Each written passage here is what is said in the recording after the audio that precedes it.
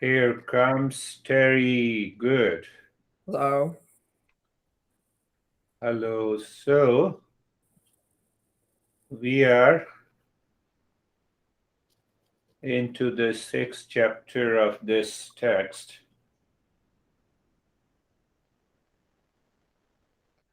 So, the fifth and the sixth are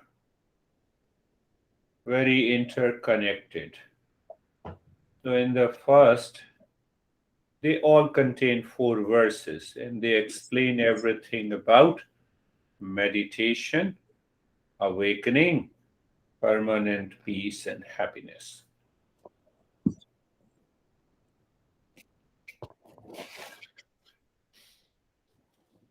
So, in the first of the fifth verse, Master says, complete dispassion awakens.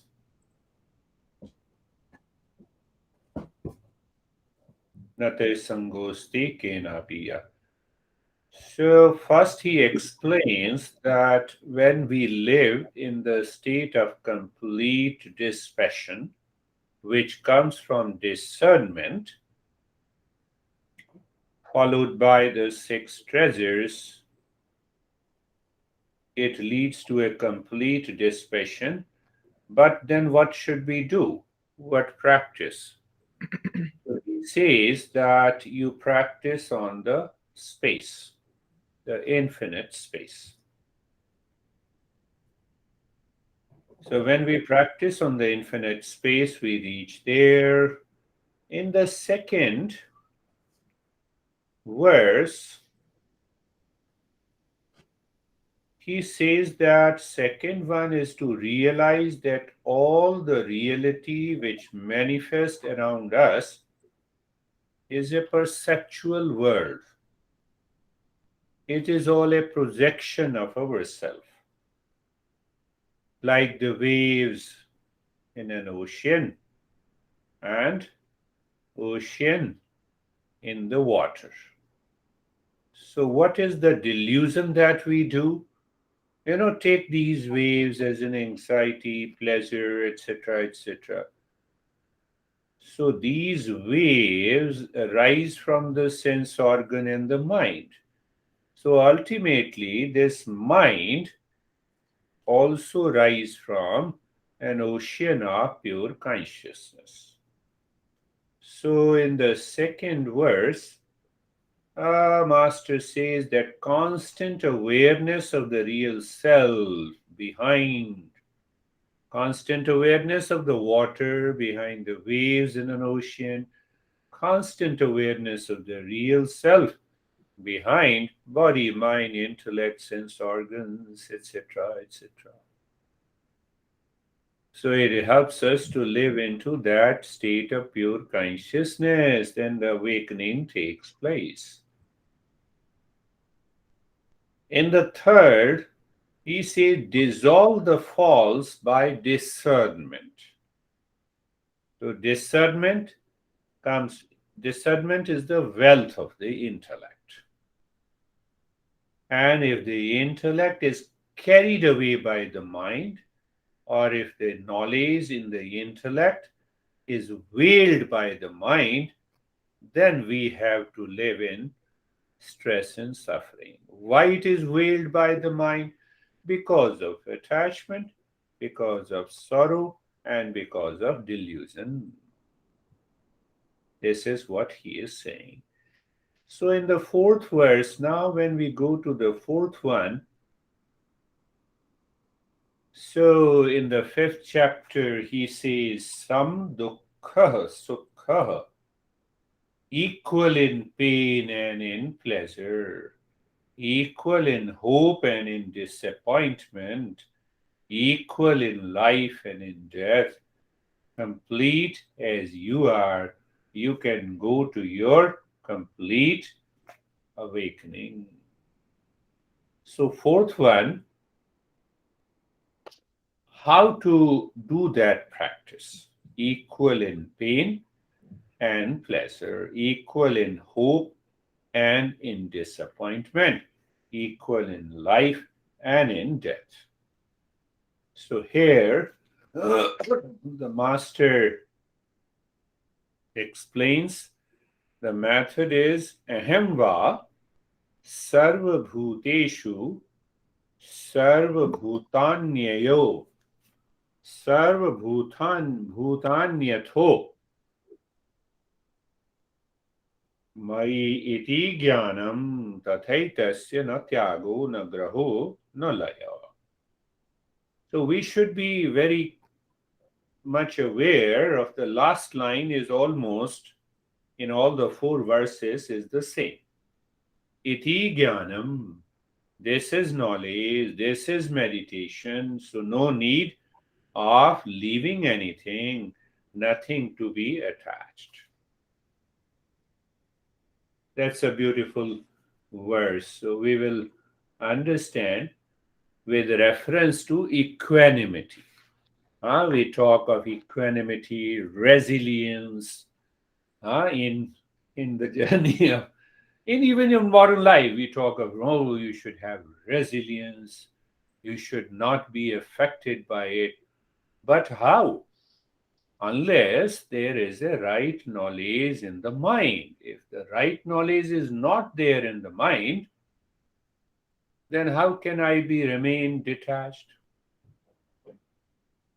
So the method, he says what he says, aham va sarvabhuteshu sarvabhutanyatho mayi. In the oldest text, they are known as Vedas. So there is a phrase, I am real self. The real self is within me. I am within the real self, and all is real self. Solve this puzzle, you will be in the state of equanimity. I'm taking reference in a different way to make you understand. Like the space inside the jar, outside the jar. I gave sometime the practice that become aware of the cylindrical space that keeps your right arm, that keeps your left arm. And the space is inside and space is outside. So just contemplate and think of it. Real self is within me. First, I am within the real self, and all is real self. So when we say that I am the body, mind, intellect, ego, thoughts, feelings, sensation, pain, pleasure, duality, and a conflict, I am within the real self, and the real self is of the nature of peace and happiness. So to make this verse understand, I will cross-reference with the Gita. Gita says, Yogastha kuru karmani, sangam tyaktva dhananjaya, siddha siddhayo samo bhutva, samatvam yoguchyate. So Krishna says yoga is equanimity of the mind. So understanding is that why my mind is carried away by pain and pleasure, hate and love and duality. That is the question. Why my mind is carried away by these opposite feelings, opposite traits, opposite attitude. So there he says, Yogastha kuru karmani, sangam tyaktva dhananjaya. That state of equanimity can be attained when this mind is not carried away by likes and dislikes. Take that only one thing. So now question comes, why we like a thing and why we dislike a thing.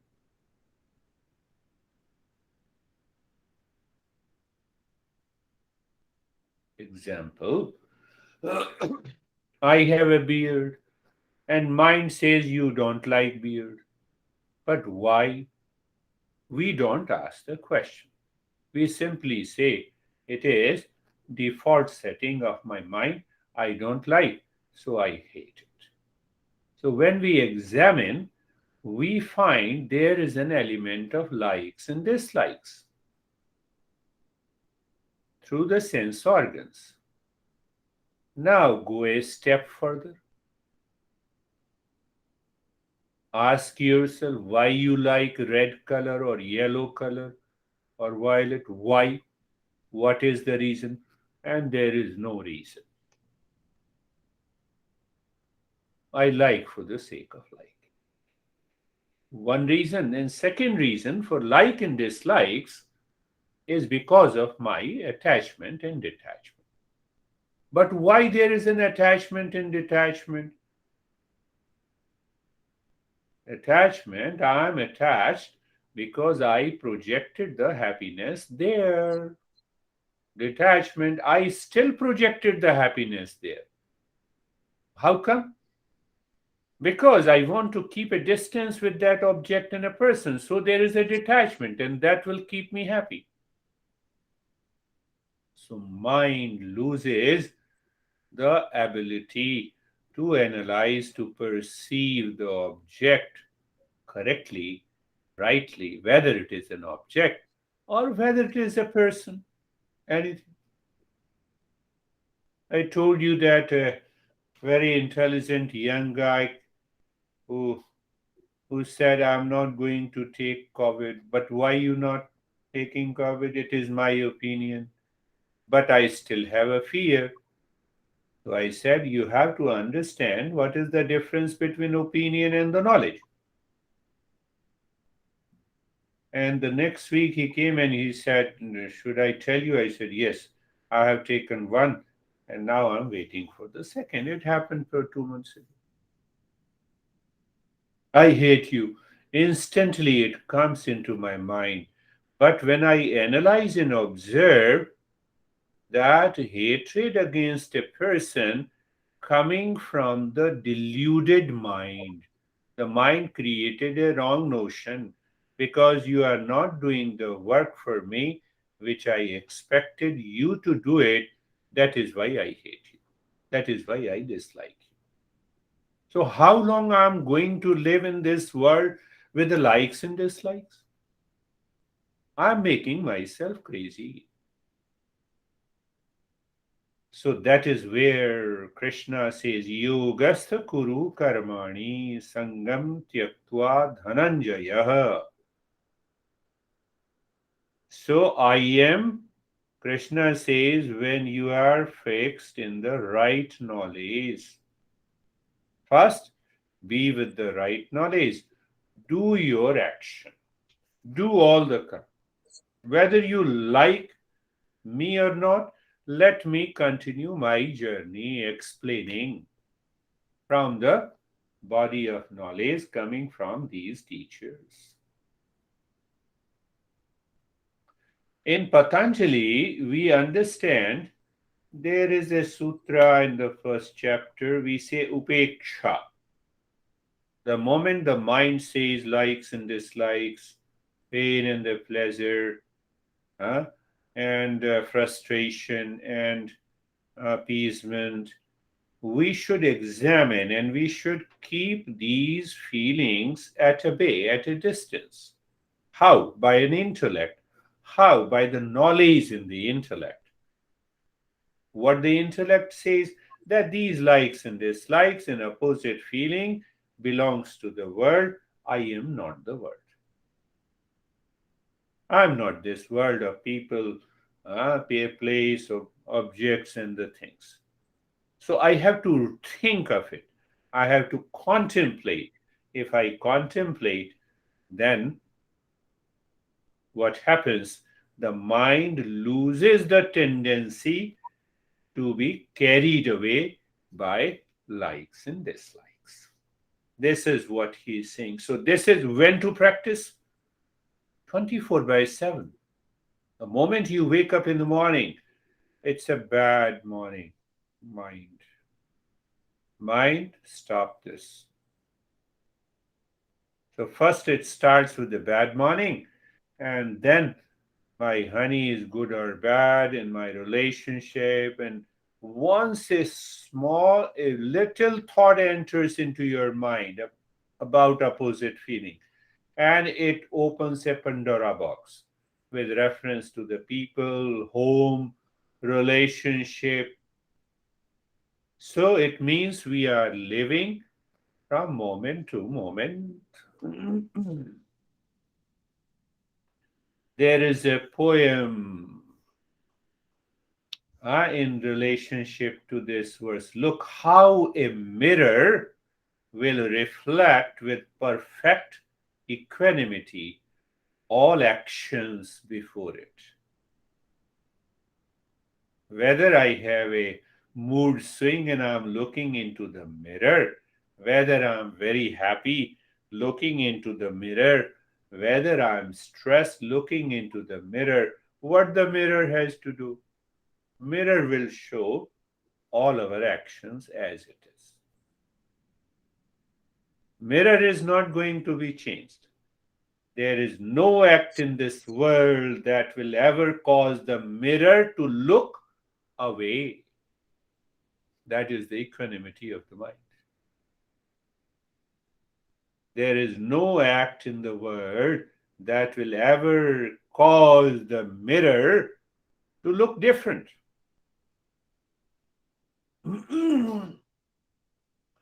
I stand before the mirror, I see the beard.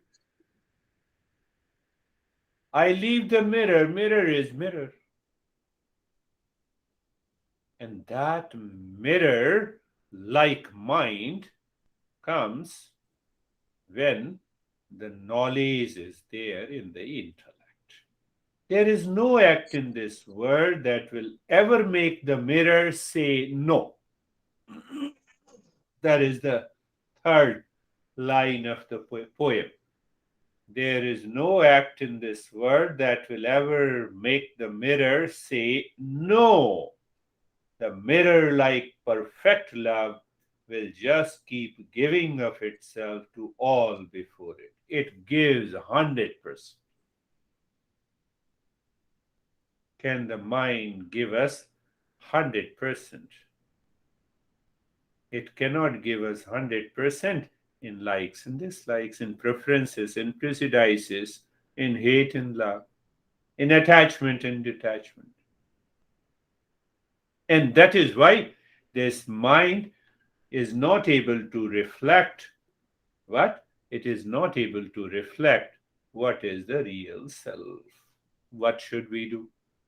Again, I'm referencing from the Gita. Buddhi yukto jahatiha ubhai sukrat dushkrate. Buddhi yukta. Through our intellect, we should contemplate, reflect, and come to an understanding. What is understanding? It is clarity. What is clarity? I filter out what is delusion, what is attachment, what are likes and dislikes. How long it takes? Not even a second. The moment the mind starts its ripples of waves of likes and dislikes, it always pertains to the world outside with the people. So he says, Buddhi yukta jahati ih ubhai sukrat dashkrate. It is the intellect inside, the knowledge. Intellect is knowledge, knowledge is awareness. You can use different synonyms. So knowledge is that through that awareness, when the mind moves with the likes and dislikes, we simply separate from it. We keep a distance.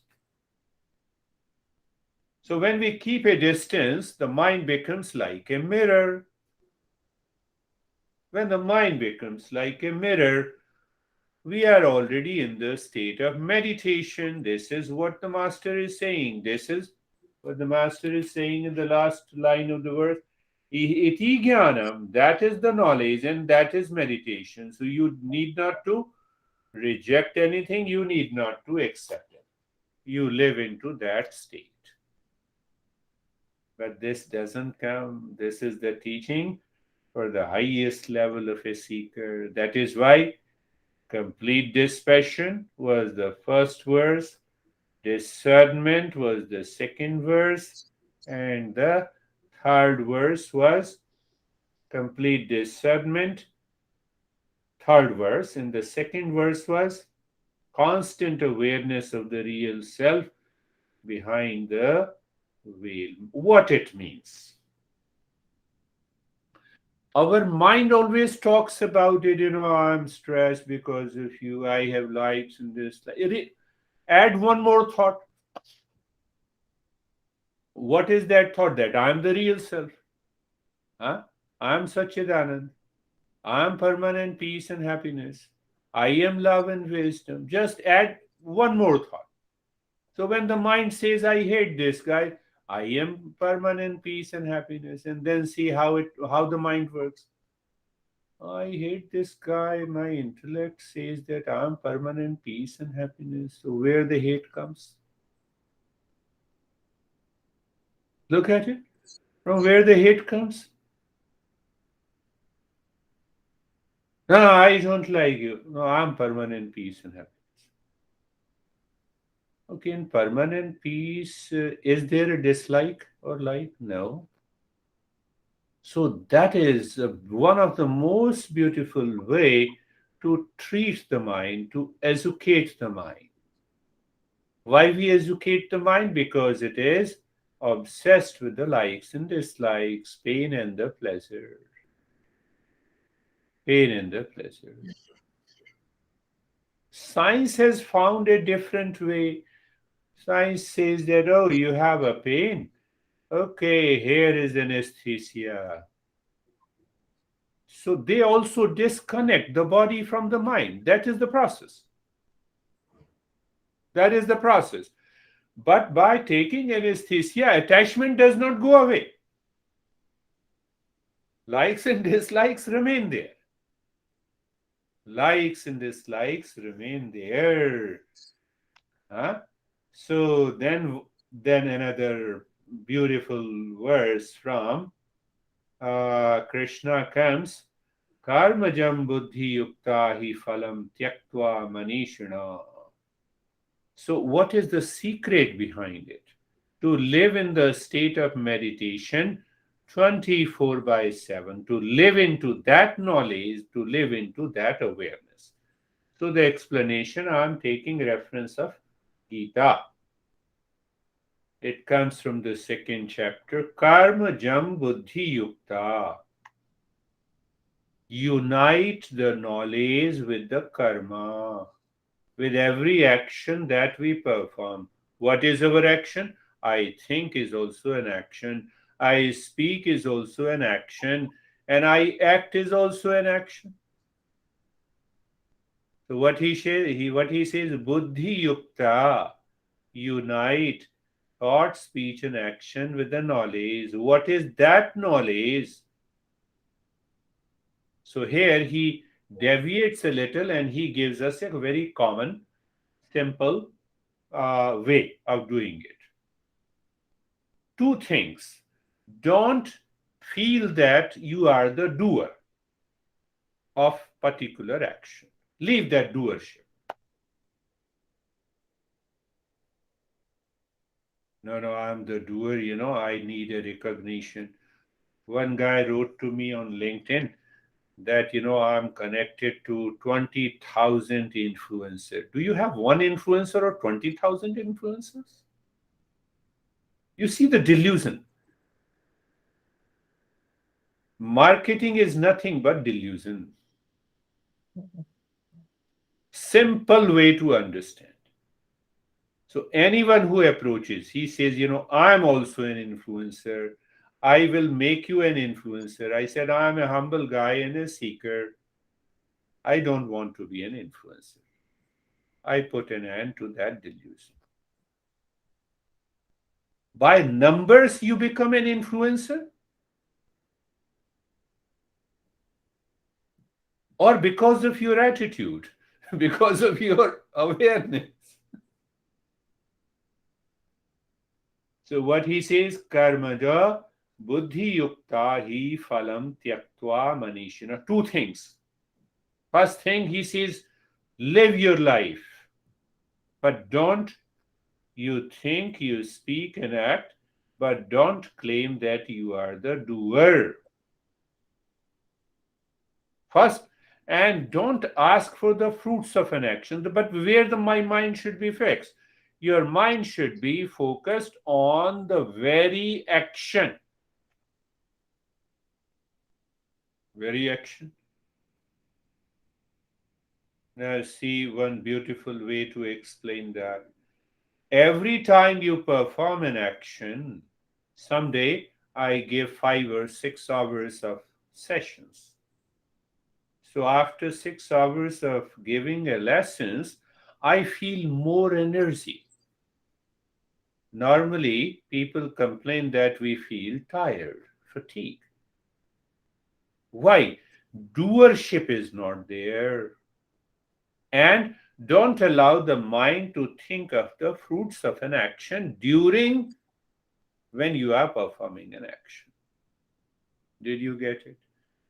Janma bandh vinur mukta. He says the wise possessed of equanimity. This is equanimity. Having dropped the doership and the fruits of their actions, you become free from the fetters of birth, duality, and you attain the state that is beyond all likes and dislikes.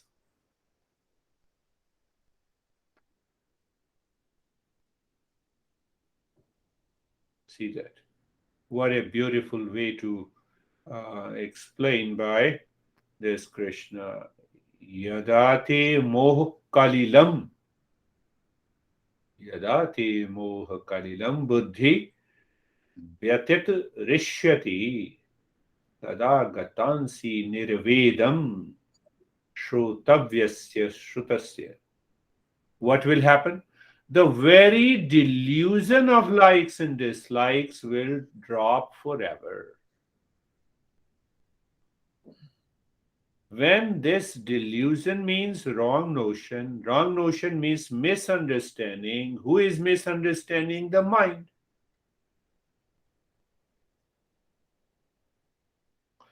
Why? Because of likes and dislikes and attachment and detachment. What is the result? Cause of the sorrow and the suffering. But now, when the mind is like a mirror, so that is very clear here. That is what both the masters are talking, Krishna and the Astavakra. When my knowledge, one way to say, when my intellect, another way to say, when the intellect is settled, that I covered in detail with Kate. When intellect is settled in the steady wisdom, ultimately, when I have a steady wisdom, means what? First, the intellect should be steady. But where? Should be steady on the knowledge of the real self. So when it is steady on the knowledge of real self, happiness and satisfaction by real self, for real self, to the real self, we are there. This is what the master is saying. It can happen from moment to moment.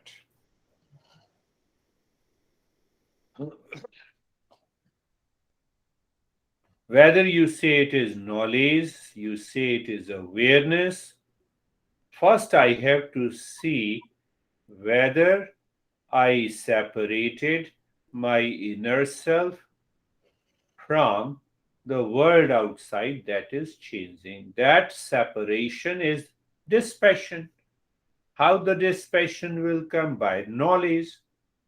That is viveka. What the knowledge does, it filters out and separates. And the moment you start following these two steps in day to day life from moment to moment, calmness, serenity, they will naturally come to us. So, brief explanation of this verse we will go for the chapter number 7. Chapter number 7 talks about the nature of the highest state of meditation. So, the seeker is explaining what is my nature of meditation. So, let us start our practice today.